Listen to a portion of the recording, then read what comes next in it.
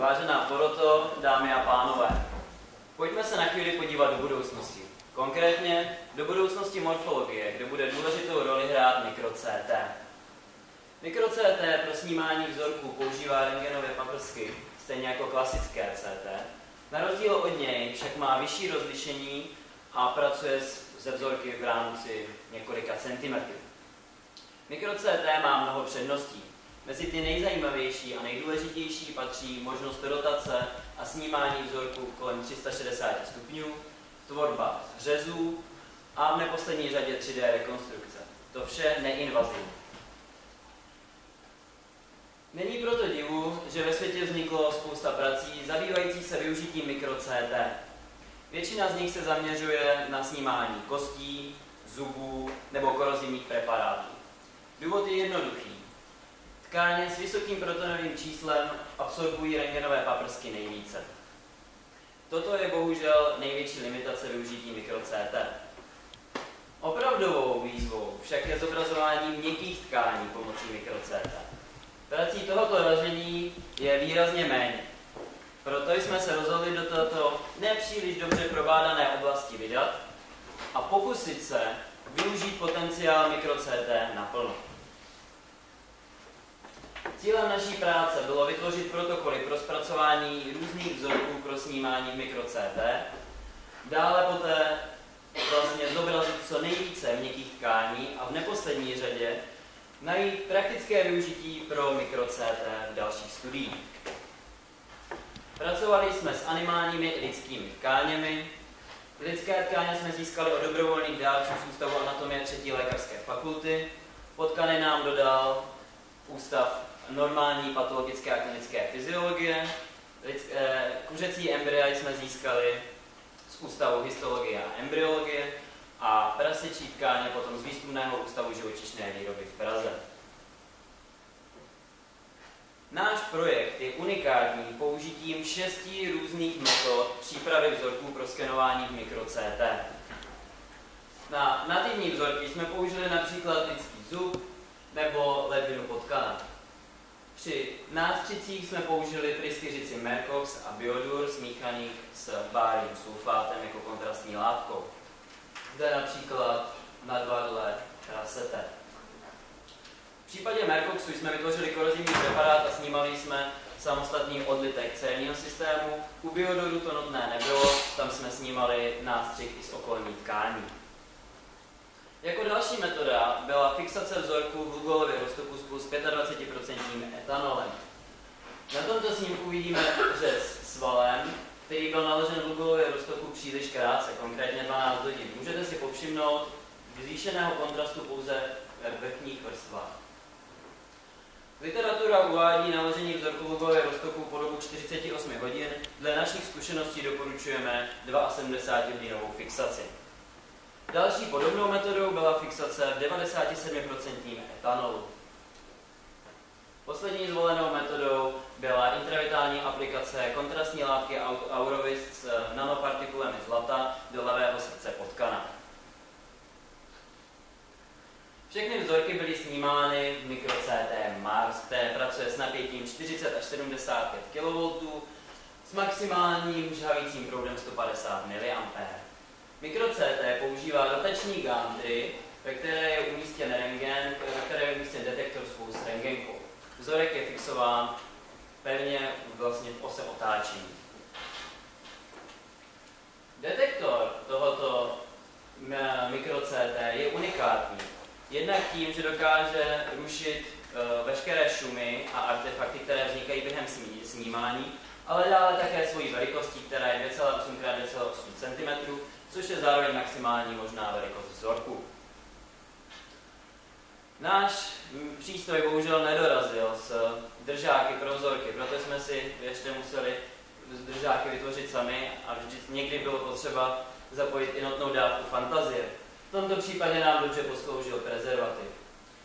Dále pak například injekční stříkačky. Naše vzniklé rekonstrukce jsme prohlíželi v programu Borín, který nám umožňuje další úpravu vzorku, jednak jejich barvy, možnost řezání, otáčení a spoustu dalších možností. včetně animací a snímků, na které se teď podíváme.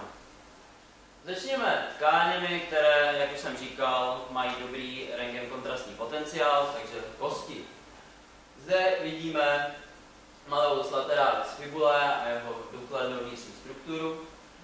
Zde potom páteř potkaná s dobře čitelnými výběžky.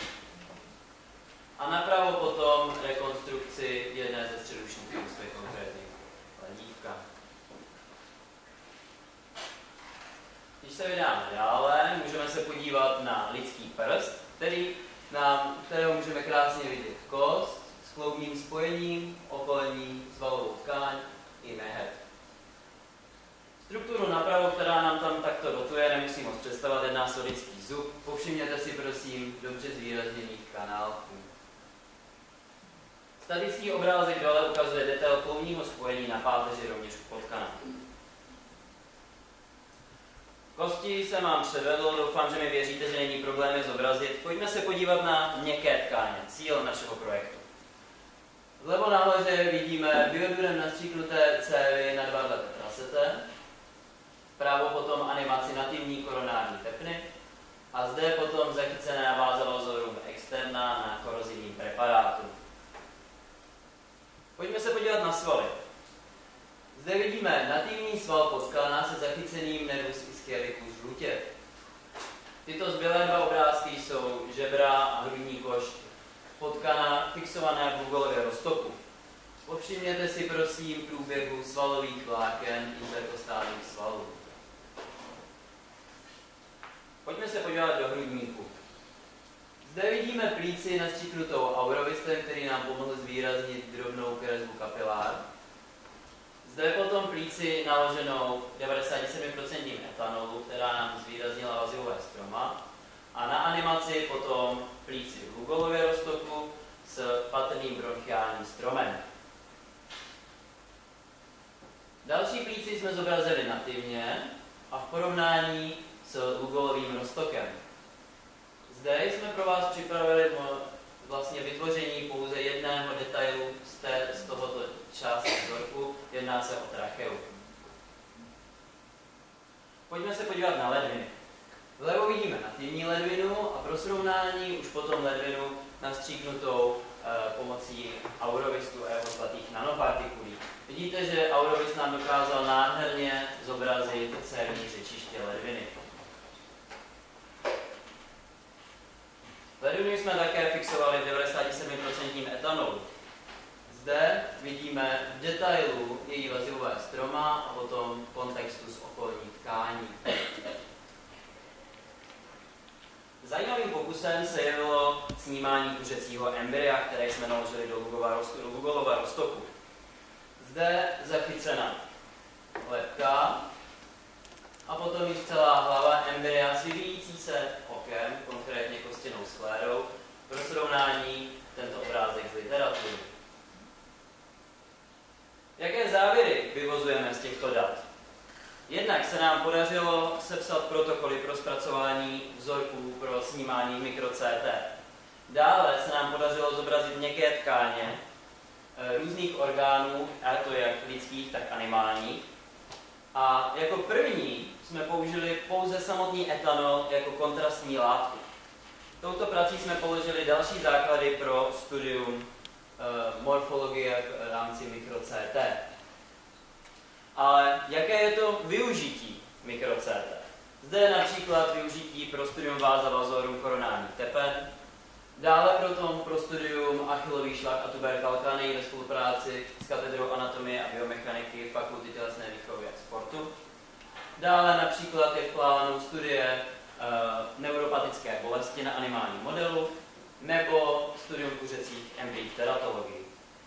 Náš projekt by nevznikl bez lidí, které zde vidíte a jim tímto děkuji za pozornost, za pomoc. Na začátku prezentace jsem vás dal do budoucnosti, na závěr bych se rád ohlédl zpět. Je to již více než 100 let, kdy Wilhelm Conrad Röntgen pořídil snímek pomocí Pavlovsku X své ženy ruky. A od té doby tato technologie urazila velkou cestu, našla spoustu různých využití a aplikací. A můžu mluvit za nás, za všechny, že jsme velmi rádi, že jsme součástí této cesty. Já vám děkuji za pozornost.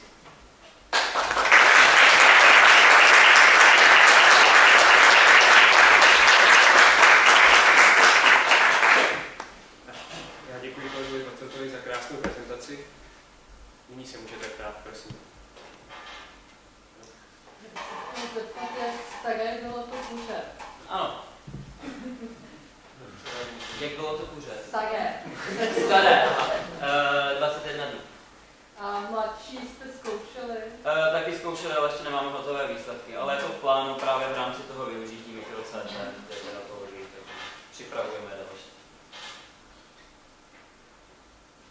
Já bych se zeptal, takže z těch výsledků to vypadá, že nebude možný říct třeba, že na vyšetření plic je nejlepší Aurovis nebo líh, ale to spíš vypadá, že to, co na té plíci chcete vidět, tak podle toho si vybíráte kontrastní látku. Přesně tak, je to tak. Musíme se napřít zamyslet nad tím, co je cílem toho, co si chceme zobrazit a potom vybrat ten správný. Proto jsme navrhli ty různé protokoly, abychom si podle toho vybírali, co použijeme.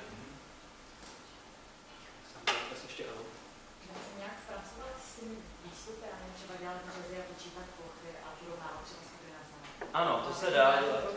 Určitě to se dá dělat v tom Vorínu, jak jsem představoval, já už to nebudu překlikávat. V tom Vorínu, jak jsem představoval, ten je opravdu úžasný v tom, že se to tam dá dále zpracovat, včetně výpočtů. V další fázi našeho výzkumu právě chceme některé naše výsledky porovnávat s histologickým zpracováním, už máme vzorky zalité v parafínu a právě budeme ve Vorínu rozpočítávat a měřit struktury tak, abychom si to ověřili a porovnali naše zjištění.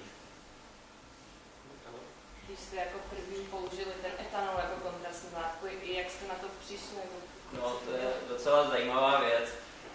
Etanol, jak jsem zmínil, se používá jako fixační látka, například u toho Lugolova roztoku. Tam bylo potřeba, aby ten vzorek byl podle literatury 48 hodin naložený, my doporučujeme těch 72. A ten etanol tam je z důvodu toho, aby se nedošlo k autolýze. A všichni autoři, kteří to takhle používají, jsou s tím spokojení a vždy etanol míchají s danou kontrastní látkou, kterou chtějí využít. No a nás napadlo, jestli etanol se svými vlastnostmi nemůže mít nějaké možné naše výsledky, které by nám to mohlo zobrazit určité tkáně. Ukázalo se, že ano, protože on dokáže potlačit absorpci rentgenového záření v té okolní tkáni, kromě právě toho vaziva. To se nám povedlo, takže například, když budeme chtít zobrazovat vazivo v nějaké tkáni, tak etanol je pro tohle nejvíc vhodný. A upřímně přišlo se na to trošičku tím, že jsme byli už leniví a už jsme nepřidávali Lugolův roztok a nemíchali, takže jsme to pak už jenom naložili a čekali, jak to dopadne. Nakonec dopadlo to dobře.